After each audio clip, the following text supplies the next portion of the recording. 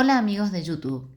En esta ocasión vamos a concentrarnos en la parte de situaciones problemáticas de triángulos rectángulos. El caso particular de ángulos de elevación y ángulo de depresión. Para ello vamos a trabajar dos ejemplos, dos situaciones problemáticas en donde podremos analizar cada uno de ellos. En un primer caso, me dicen que desde una torre se arroja con un ángulo de depresión de 27 grados una soga de 15 metros de longitud y al tensarla, su extremo se encuentra a qué distancia aproximada de la base de dicha torre. Bien, entonces lo que yo recomiendo siempre que tengamos una situación problemática de triángulos rectángulos es que hagamos un esquema visualizando la situación. En este caso vamos a suponer la torre, supongamos que esta es la torre, ¿no? ¿Sí? Más o menos, acá tengo la torre.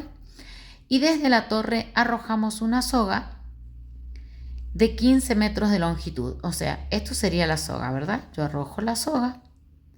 Esa soga se va a tensar y acá en la parte inferior va a tener una distancia de la base de la torre. Eso es lo que nos están preguntando, ¿verdad? Entonces, acá vamos a tener nuestra incógnita. La soga mide 15 metros, quiere decir que acá vamos a tener los 15 metros.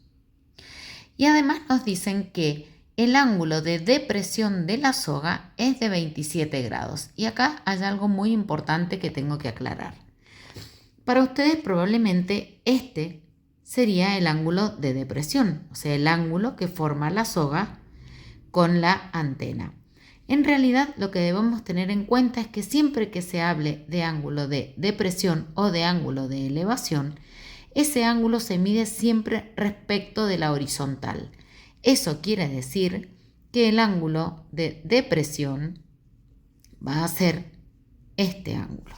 Acá vamos a tener el ángulo de 27 grados. Es decir, lo va a formar la soga con la horizontal. Bien, se preguntarán, bueno, ¿para qué me sirve ese ángulo que es exterior al triángulo rectángulo que, si ustedes observan, ha quedado determinado entre la torre, la soga y el piso?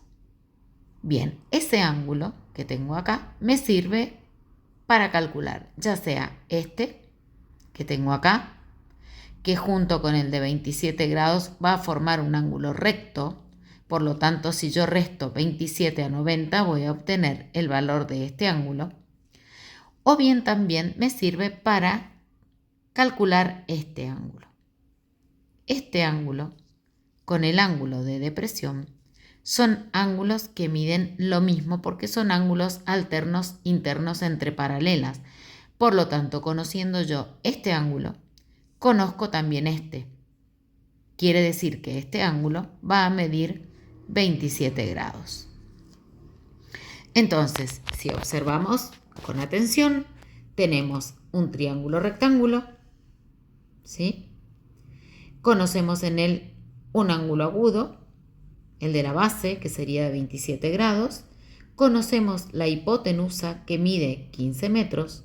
Y lo que tengo que averiguar es este cateto, que si yo tengo en cuenta el ángulo que tengo como dato, sería el cateto adyacente al ángulo que tenemos como dato.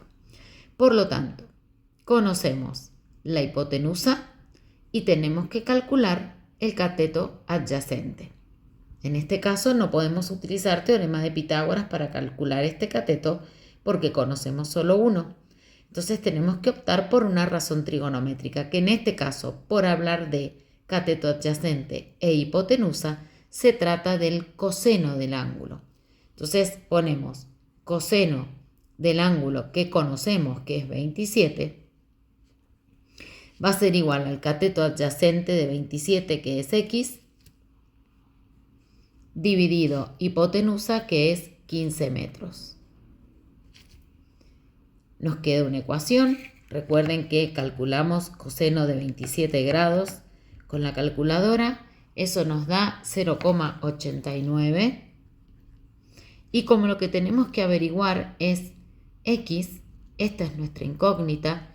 El 15 que está dividiendo directamente lo pasamos al otro miembro multiplicando y hacemos 0,89 por 15, lo que arroja un resultado de 13,35 metros.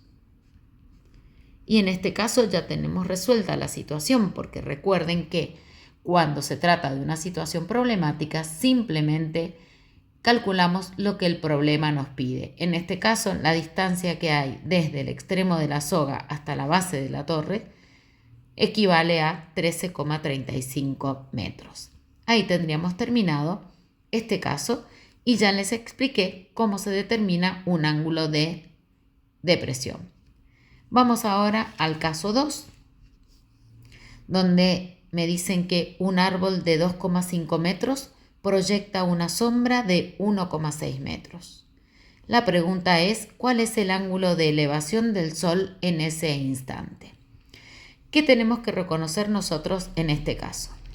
Si tenemos un árbol, ¿sí? Supongamos que este es el árbol. El árbol siempre está plantado sobre la tierra, ¿verdad? Y siempre arroja, si es de día, por supuesto, tenemos una luz, en este caso la luz solar, el árbol va a arrojar una sombra. Esa sombra siempre se va a proyectar sobre el piso. Quiere decir que acá tendríamos aproximadamente la sombra del árbol. ¿Quién determina la sombra del árbol? Y el rayo del sol, ¿verdad? Supongamos que el sol está por acá arriba, ¿sí? Acá tenemos el sol. El sol, este es el rayo, el que pase por el extremo superior del árbol va a ser el rayo que va a determinar la sombra.